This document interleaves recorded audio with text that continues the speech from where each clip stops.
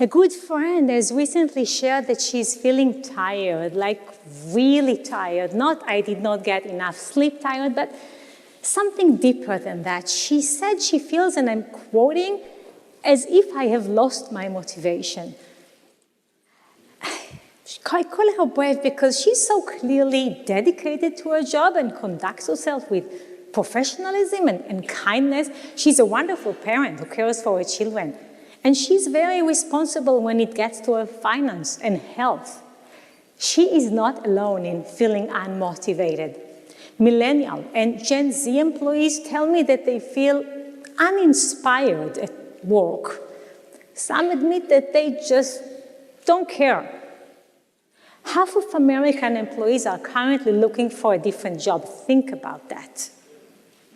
Older employees tell me that they can't wait to retire. And when I ask about life at home, people say that they struggle with their finance and health. Do you? The national data suggests that chronic diseases such as diabetes and heart disease are on the rise. The median American family has only a bit over $5,000 in savings, barely enough to pay next month's rent. Did America lose its motivation? Well, the answer is no. Turns out you cannot lose your motivation because you never owned it in the first place. Motivation, and that shouldn't surprise you, isn't your car key or wallet. So what is it? Well, motivation is not about being strong, it's about being wise. Let me explain. You may think of motivation as a muscle, thinking some people have strong motivation muscles, others are weak, but this is not a good metaphor. Motivation is knowledge. You learn how to be motivated. And so today, I would like to help each of you and America become wiser so that you are more motivated and hence better able to achieve your goals, your dreams, your aspirations. And given what the world has been throwing at you, that might be a good time to refresh your knowledge.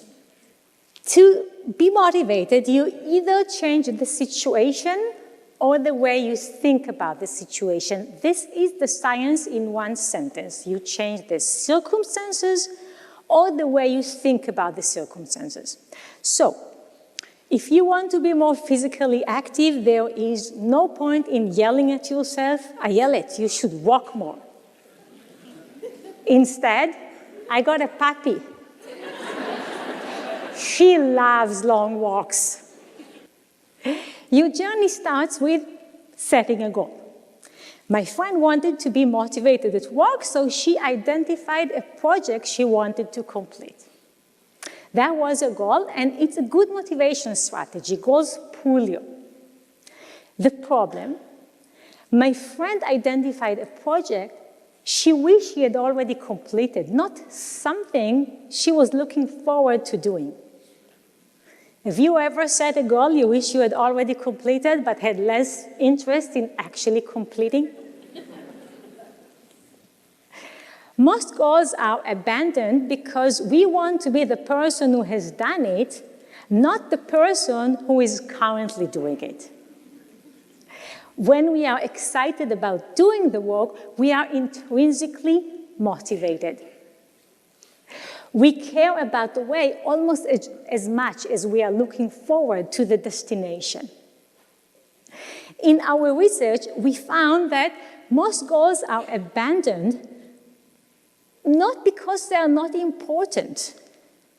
Okay? People actually are not more likely to adhere to their important compared to unimportant goals. Most goals are abandoned because people don't enjoy pursuing it. Your enjoyment is what predicts whether you will stick with the goal. So, what makes goals exciting? Exciting goals are never a chore or a mean. Ever wondered why Chicago diners would circle the block for 30 minutes looking for free parking, but will not think twice before spending the money they have just saved on parking on ordering another cocktail? Why pay for drinks and not for parking? Well, we don't like to pay for parking or shipping. Students don't like to study for prerequisite classes because all these are means. We don't like to invest in means. We did a study that showed us just how much you dislike to invest in means. In our study, we auctioned a book for some people, and then we auctioned the University of Chicago tote bag to other people.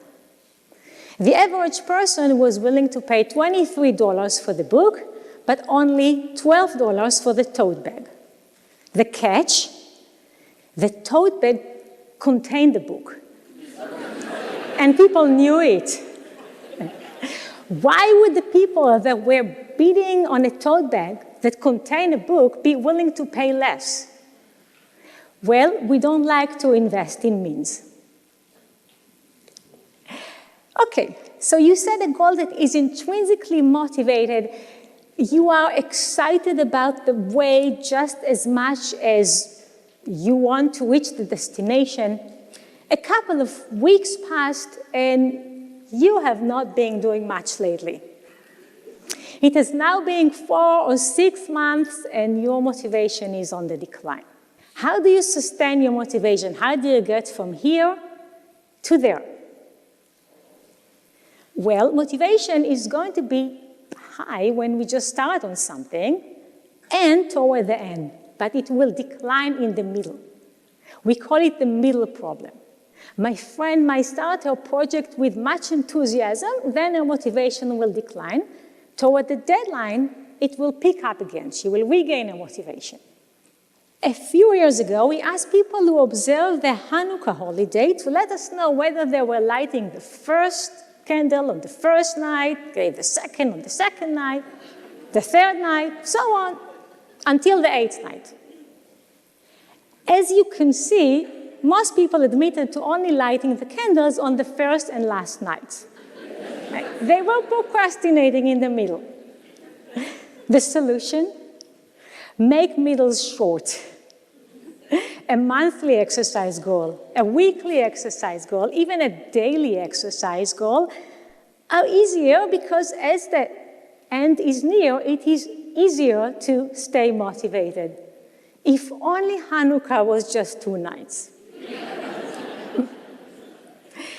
Another problem with middles is that you're going to experience setbacks. And when experiencing setbacks, it is natural to feel discouraged. One wise solution is to remove your ego out of the picture. It's not about it. When you remove your ego, it is easier to learn.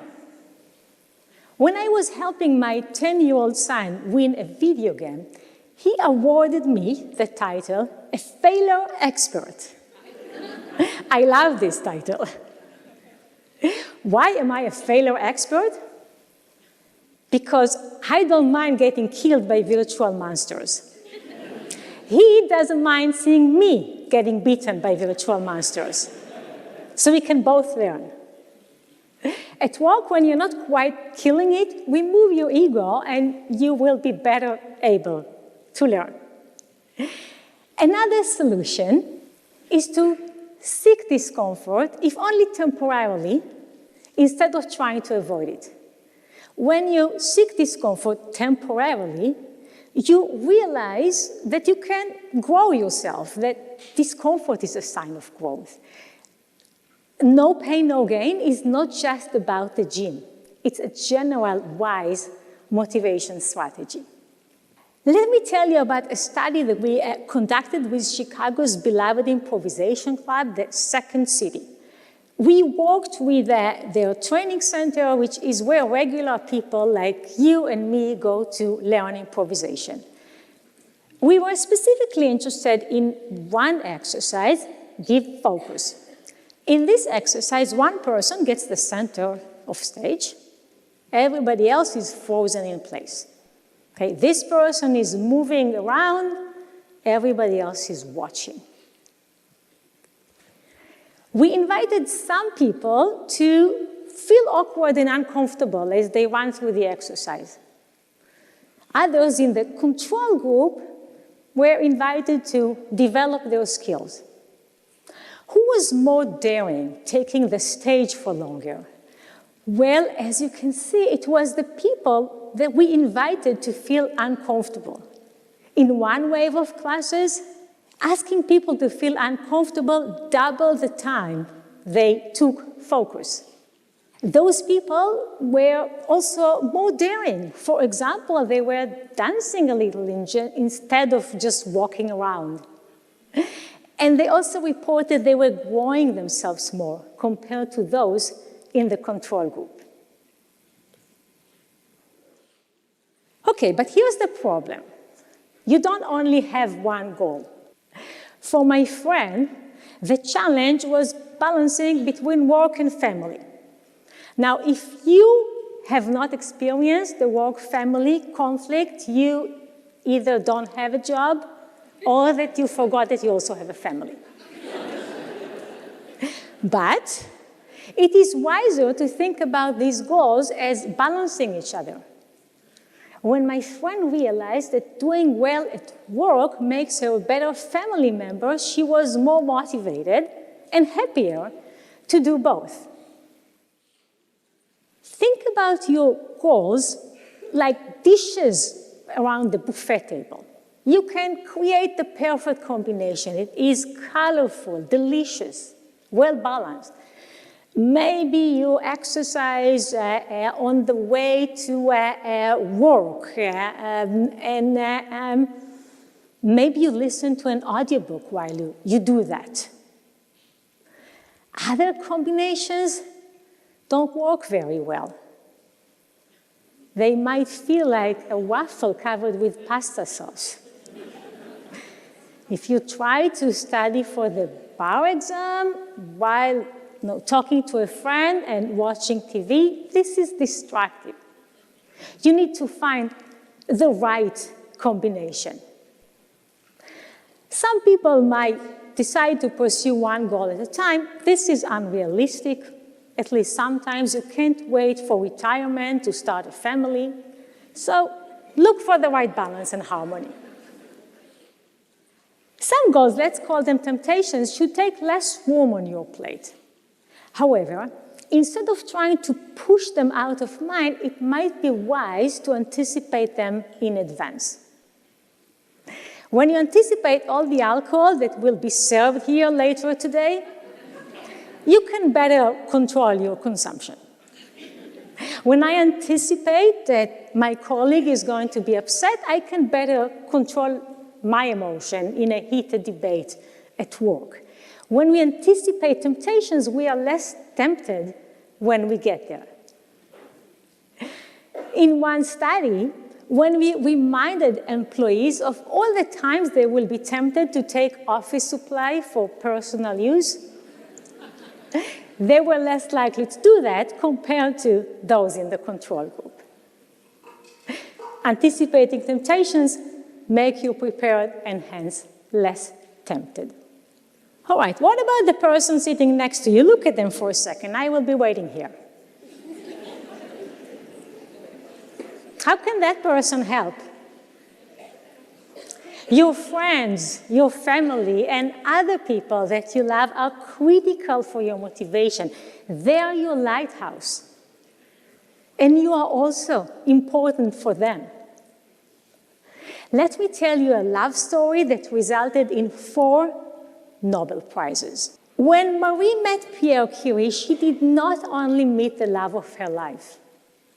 She met the person who pushed her to excel in her work on the theory of radioactivity and who later insisted that she will be named on the joint Nobel Prize. That was her first. The second Nobel Prize, she won by herself with no man by her side.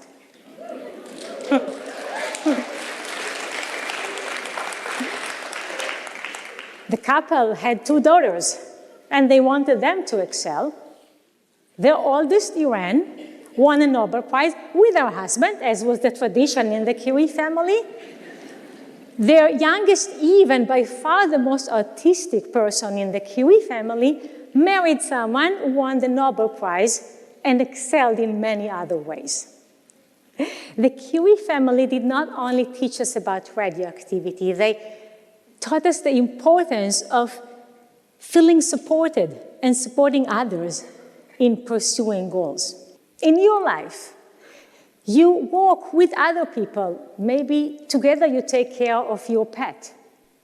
You walk in the presence of other people. Maybe those are the people in your gym class or in your book club. You hold goals for others, they hold goals for you. This might be a good time to say thank you to the person sitting next to you. I will be waiting here. Give them a pat on the shoulder. My friend came to me not only because I am a motivation scientist, but also because I'm her friend, and as such, I wanted her to be successful. You may wonder what happened to her. Well, she stayed at her job. Last time I saw her, her smile seemed bigger. She did not find her motivation. She learned how to motivate yourself. And so, no, America, you did not lose your motivation. Each of you is working hard, pursuing your dreams, balancing the different aspects of your life, and it is so important, especially in the world we live in today. So, when you feel discouraged, when you feel unmotivated, remember, motivation is not about being strong, it is about being wise, and now we are all wiser. Thank you. Thanks. 恳请点赞，订阅我们的频道，一起学习演讲中的实用英语。